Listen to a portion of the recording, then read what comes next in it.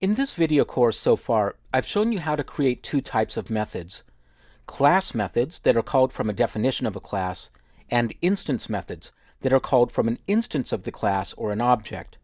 The same distinction occurs with fields or variables.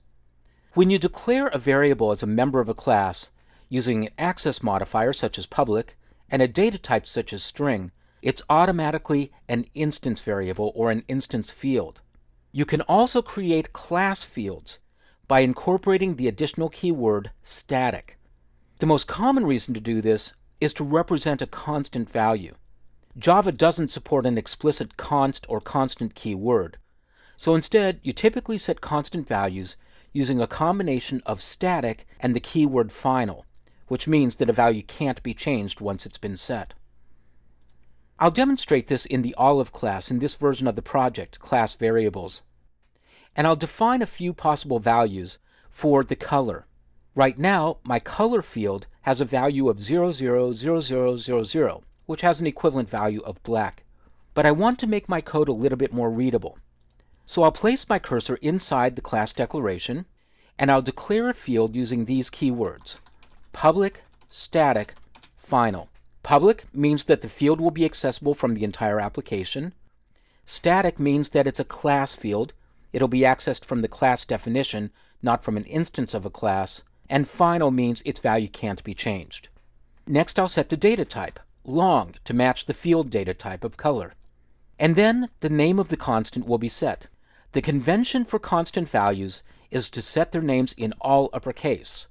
So I'll set the name of this one as black. Then I'll put in the equals assignment operator, and I'll copy the value from the color field. I'll finish the declaration with a semicolon, and now I have a constant value to work with. Next, I'll go down to the color field, where I've used the literal value. I'll get rid of that, and I'll replace it with olive dot, and I'll see the value black appear. I'll save the changes and run the application, and you should see that it runs exactly the same way it did before. Now I'll add one more field. I'll copy the one for black and paste it in. I'll change the second one from black to green.